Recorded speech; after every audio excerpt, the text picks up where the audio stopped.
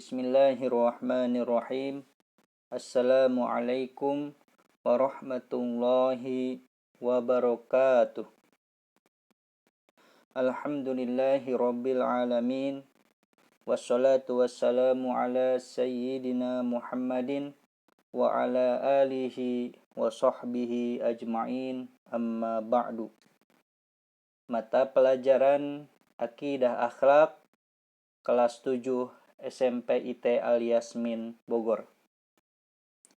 Puja dan puji syukur marilah kita panjatkan kehadirat Allah Subhanahu wa taala atas nikmat umur dan kesehatan kita dapat melaksanakan PJJ Akidah Akhlak pada pagi hari ini.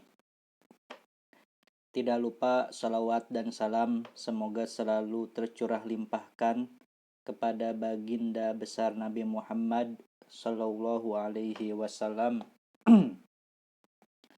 para siswa-siswi SMP IT Al-Yasmin kelas 7 yang Bapak banggakan. Apa kabar semuanya? Mudah-mudahan semuanya dalam keadaan sehat dan semangat untuk mengikuti kegiatan BDR pada hari ini, Senin 10 Agustus 2020. Sebelum memulai pelajaran, perkenankan Bapak memperkenalkan diri. Nama Erik Rai Ramadan, SPDI, biasa dipanggil Pak Erik. Alamat Cemplang, Bogor. Mengajar mata pelajaran Pendidikan Agama Islam dan Budi Pekerti atau PAIBP dan BAM. BAM itu adalah singkatan dari Bina Akhlak Muslim. BAM ini ada 4 mata pelajaran. Yang pertama, Akidah Akhlak yang sekarang kita akan pelajari. Yang kedua, Fikih. Yang ketiga, Sejarah Kebudayaan Islam atau SKI. Yang keempat, Kurdis. Nah, itu 4 mata pelajaran dikumpulkan atau masuk kategori pelajaran BAM, yaitu Bina Akhlak Muslim. Jabatan Wakil Kepala Sekolah Bagian Kesiswaan. Itu tadi perkenalan singkat dari Bapak. Mudah-mudahan kita bisa membangun komunikasi yang baik ke depannya. Para siswa-siswi kelas 7 yang Bapak banggakan, kita awali PJJ Akidah Akhlak dengan membaca doa sebelum belajar. Mari kita sama-sama membaca doa. Bismillahirrahmanirrahim. Rabbi zidni ilman warzuqni fahman.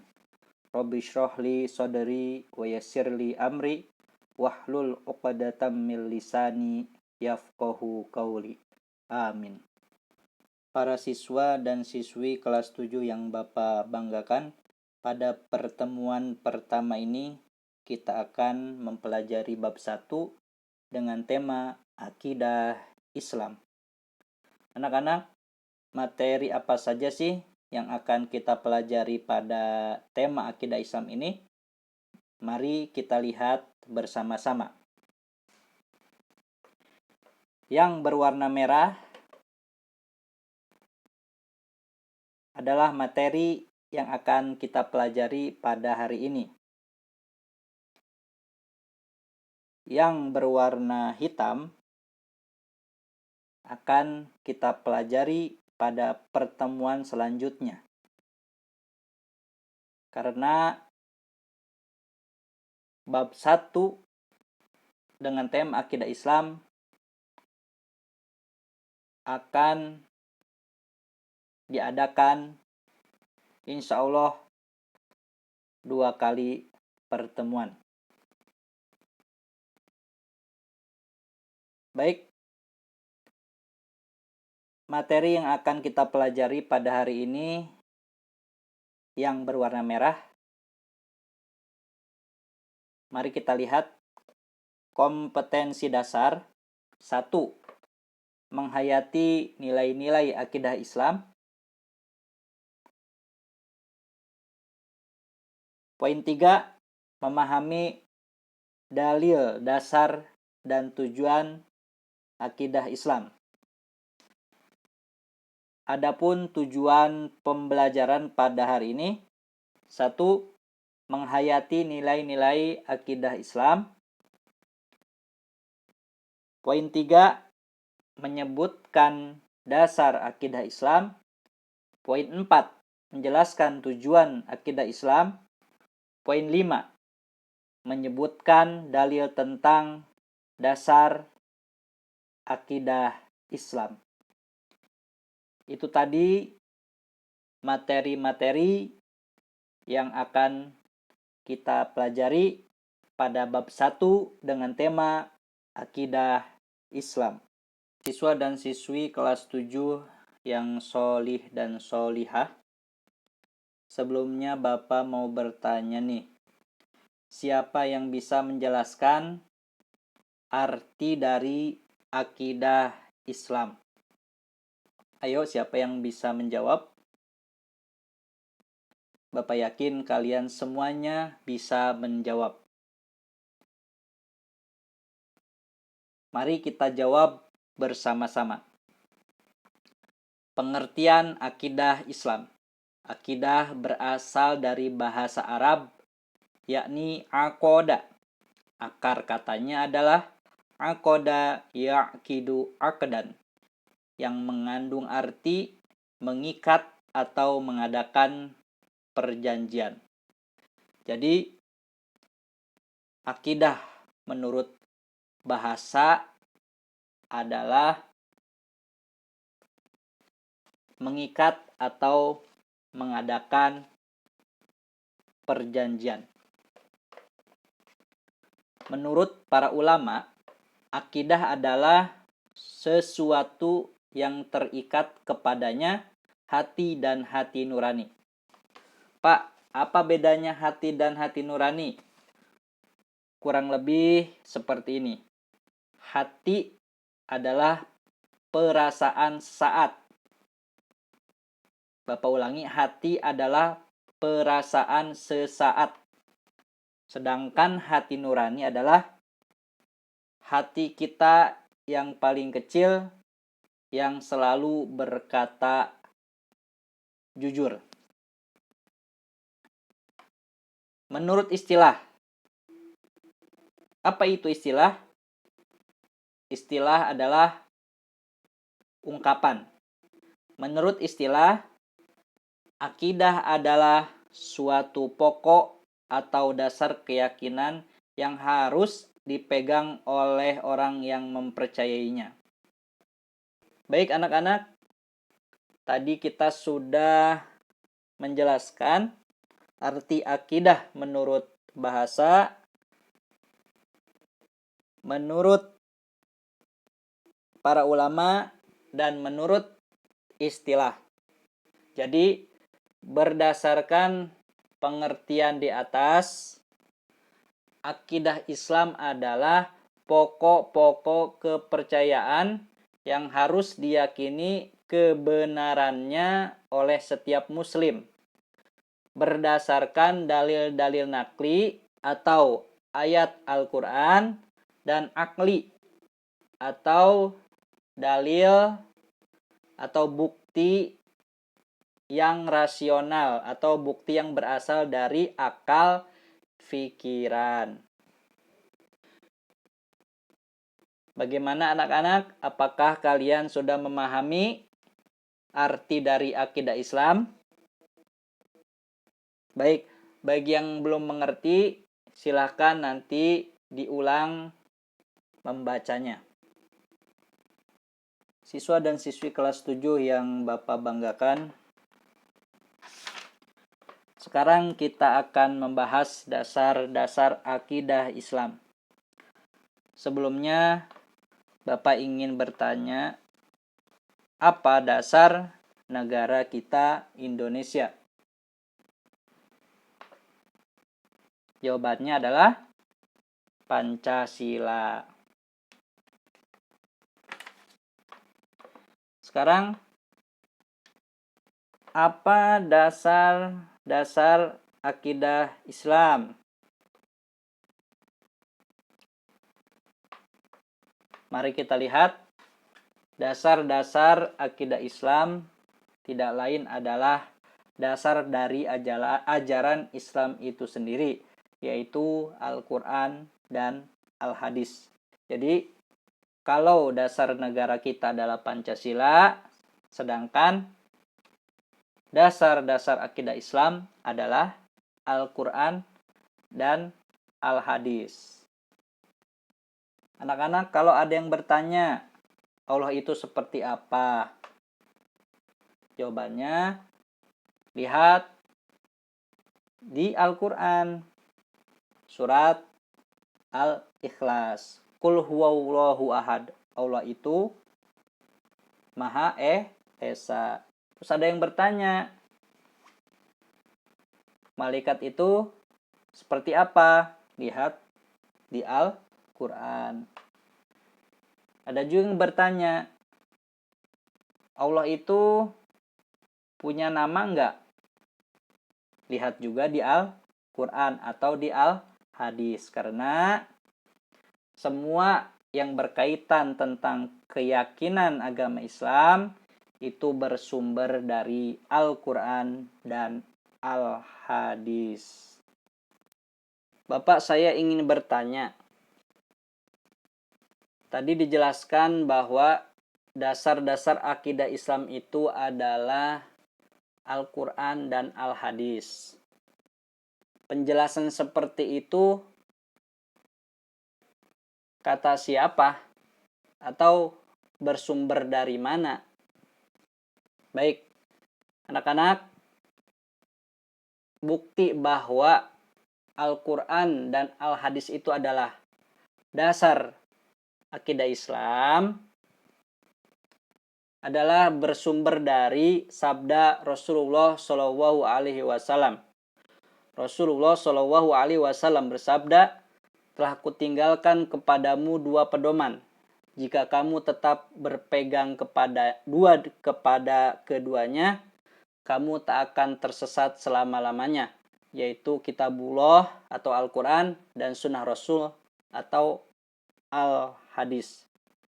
Jadi ini adalah dalil bahwa dasar akidah Islam itu adalah Al-Quran dan Al-Hadis. Siswa dan siswi kelas 7 yang solih dan solihah, kelas 7 di SMP IT Al Yasmin diharuskan setiap hari membaca dan menghafal Al-Quran. Dan alhamdulillah kalian sudah memulai untuk membaca dan menghafal Al-Quran. Sekarang kita akan membahas pengertian Al-Quran. Mungkin kalian juga sedikit banyak sudah mengetahui apa arti Al-Quran. Mari kita bahas kembali. Al-Quran adalah firman Allah Subhanahu wa Ta'ala yang diwahyukan kepada Nabi Muhammad Shallallahu Alaihi Wasallam dengan perantara malaikat Jibril sebagai petunjuk bagi umat manusia. Itu adalah pengertian Al-Quran. Di dalam Al-Quran banyak disebut pokok-pokok akidah. Jadi dalam Al-Quran banyak disebut pokok-pokok akidah. Contohnya nama-nama dan sifat Allah. Ada berapa nama-nama Allah? Ada 99 atau yang biasa kita sebut Asmaul Husna. Tentang malaikat. Ada berapa malaikat yang wajib kita ketahui? Terus kitab-kitab Allah. Ada berapa kitab-kitab Allah yang wajib kita ketahui? Seperti apa hari kiamat? Kapan tiba hari kiamat? Seperti apa surga? Seperti apa neraka? Dan lain-lain. Itu semua pembahasannya ada di dalam Al-Quran.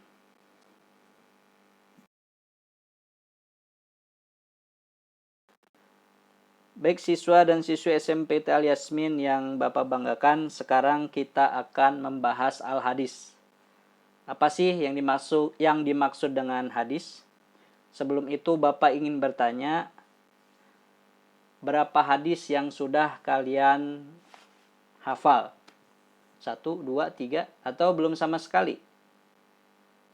Ya, mudah-mudahan nanti setelah kalian lulus dari SMP Al Yasmin, kalian bisa menghafal banyak hadis dan mengamalkannya. Amin. Baik anak-anak, mari kita lihat pengertian dari al-hadis. Hadis ialah segala ucapan, perbuatan, dan takrir ketetapan Nabi Muhammad SAW. Jadi apapun yang diucapkan Rasul, apapun perbuatan Rasul, apapun takrir atau ketetapan Rasul adalah disebut dengan hadis. Itu adalah pengertian dari hadis. Agama Islam telah menegaskan bahwa hadis menjadi sumber hukum Islam kedua setelah Al-Quran. Baik sumber hukum dalam akidah maupun dalam semua persoalan hidup. Jadi sumber hukum Islam itu ada 2. Yang pertama Al-Quran. Yang kedua adalah al-hadis.